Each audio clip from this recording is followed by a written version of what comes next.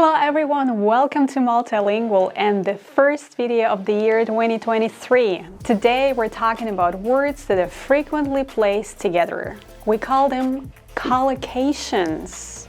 If you watch this video till the end, you'll be able to expand your vocabulary enormously today. Besides, using collocations will help your English sound more natural, like a native speaker. Okay, so today I'll be using these two words a lot, collocations and to collocate. A collocation is a group of two or more words that are often found together either in speech or writing.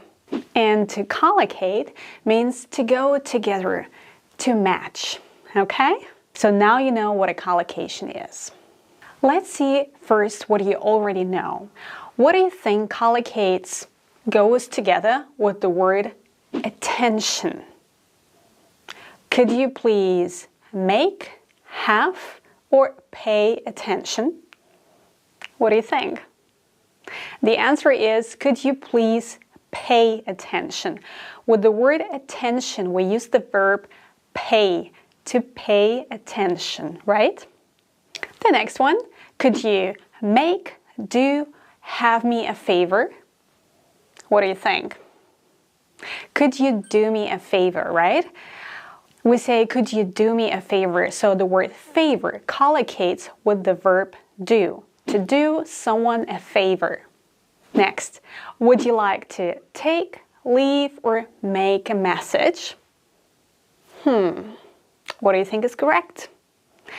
Here we have two possible answers. Would you like to leave a message? Sounds more natural in this context. However, to take a message is also possible to say. If someone leaves a message, you take it, right? So, to do someone a favor, to pay attention, to leave or take a message are all examples of verb-noun collocations. And today we're going to look at a lot more of them. At the end of the video, there is a quiz for you to check how you got everything. So please pay attention and stay tuned. Let's begin. So what do you think? What verb do these nouns collocate with? Look at them. Try to guess first. An idea, someone a right, someone a hand. Which verb? To give. To give an idea, to give someone a right, to give someone a hand. That means to help someone. Let's look at the examples. Doing an internship can give you an idea of what it's like to be a plumber. Can you give me a ride since you're driving into town? Just let me know if you want me to give you a hand in the kitchen, okay? Do you know any other collocations with the verb give? Then put your examples into the comments. I'll be happy to read them. Next, what verb do these nouns collocate with? An effort, a profit, a mistake. What do you think? You've probably guessed on the word mistake, to make. So to make an effort, to make a profit, to make a mistake. Let's look at the examples. It's easy to make a mistake while speaking because you have no time to think twice. Well, that's true. Writing could be easier. You need to make an effort if you want to speak English properly. You need to make an effort. We might make a bigger profit if we launch a new product. Another good collocation here that is used in business a lot, to launch a product. To launch a product means to release something new. There are many more collocations with the verb make. And if you know them, don't hesitate to write them in the comments. I'll be happy to read from you. So how about this group of words? A holiday, advice, and time. Which verb? To take, right. You can take a holiday or a break. You can take advice. Be careful, there is no article here. Or you can take time. What time of the year do you usually take a holiday? Well, as for me, I usually take a holiday in April and August to recharge the batteries. How about you? Let me know. Do you usually take your parents' advice or do you prefer to take your friends' advice? How long does it take you to get to work? Learning English takes time. A scar takes time to heal. So please think of some more collocations with the verb take and let me know in the comments. More collocations on an intermediate level of English. What nouns do you think collocate with the verb raise, to raise? Look at the following examples. Organizing events might help us raise for charity. Raise what? What do you think? To raise money, right? To raise money means to collect money for a good cause. Whenever we have an argument, she raises her and even starts yelling at me. She raises her what? What do you think? She raises her voice, right? To raise your voice means to start talking loudly or even angrily. But wait, you can also raise your voice if you want to be heard and to make your opinion clearly known. For example, they raise their voices with the help of social media to protest against the upcoming changes in law. They raise their voices with the help of social media. You see? You can raise your voice without being loud. Next one. As an artist, it's difficult to raise two kids in the city. To raise of two kids, what word is missing? A family, right? To raise a family means to bring up children. As an artist, it's difficult to raise a family of two kids in the city. I would want to raise my family in the country. What about you? Where do you raise your family? Let me know. How about this one? Again, you have to guess the verb. Which one goes with all of these nouns? Business, errands, out of money, the risk of? What do you think? To run. You can run business, you can run errands, you can run out of money, or you can run the risk of something. Kate Foster, the main character of the Netflix show Working Moms, runs a successful PR business. By the way, if you want to improve your English, I highly recommend that you start watching Working Moms. It's one of my favorite Netflix shows that I highly recommend. Saturday is the day when I have time to run errands in the city. To run errands. To run errands means to go out to buy or do something that needs to be done. To run errands.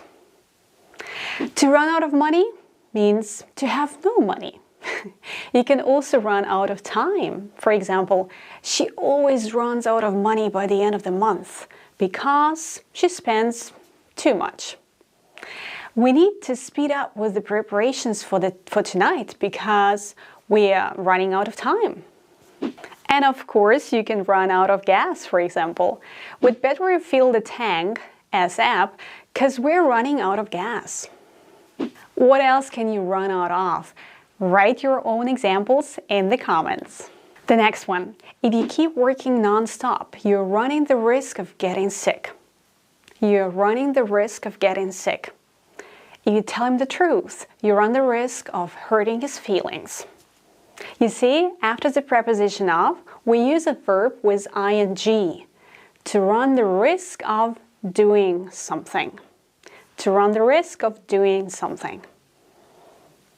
And the final collocation for today's video. How about these 5 nouns? Which verb is missing?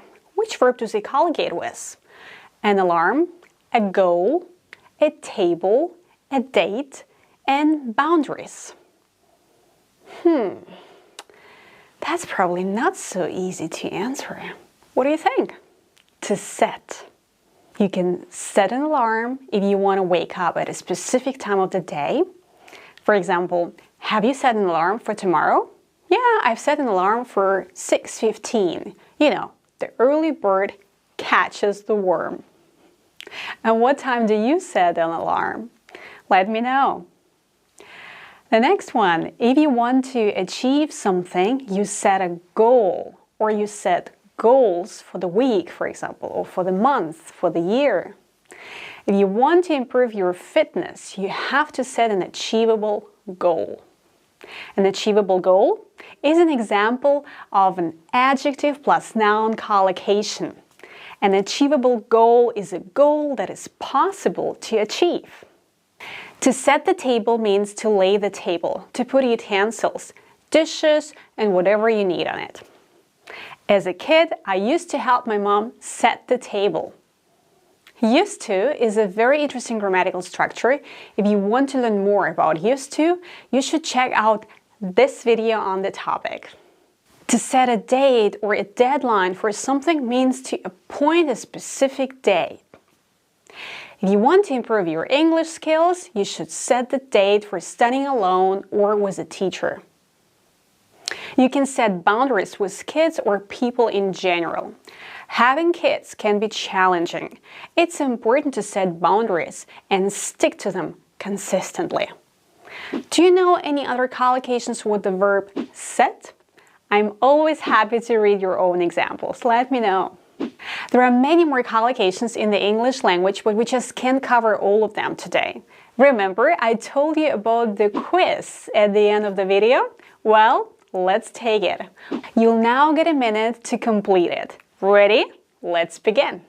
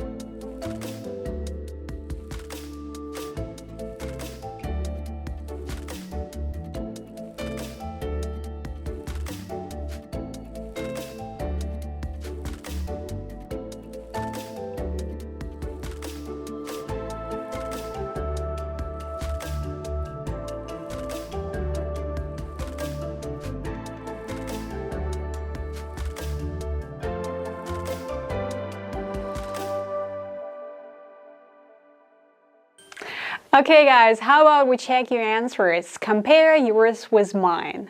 Number 1, there is no need to raise your voice in order to be heard. Raise your voice. What time shall I set an alarm tomorrow? The train leaves at 5:30. We seem to have run out of olive oil. I'll put it on the grocery list. I love how you've refurbished your living room. Did it take you much time to find all the furniture? With this event, we're going to try to raise money for our non-profit organization. Raise money. Have you read the book, Set Boundaries, Find Peace? It's a good self-care guide. I can't remember when I last took a holiday. Definitely need one urgently. Sorry, I can't meet up on Saturday morning because I need to run some errands in the city. Run errands. If you keep eating this daily amount of sugar, you're running the risk of getting diabetes eventually. Could you do me a favor and look up this employee's contact details in our system? I'm not going to give you any advice since I know that you're not going to take it anyways. Setting goals at the beginning of a new project is a must. Okay guys, that's it for today, and thanks a lot for watching this video till the very end. And I'll see you in my next one. Well, in the following video, we'll continue with collocations. This will be on a more advanced level. Hit the subscribe button if you don't want to miss the next video on collocations, and I hope to see you there. Bye guys. Hope you're not hearing the trumpet. The train leaves at 5.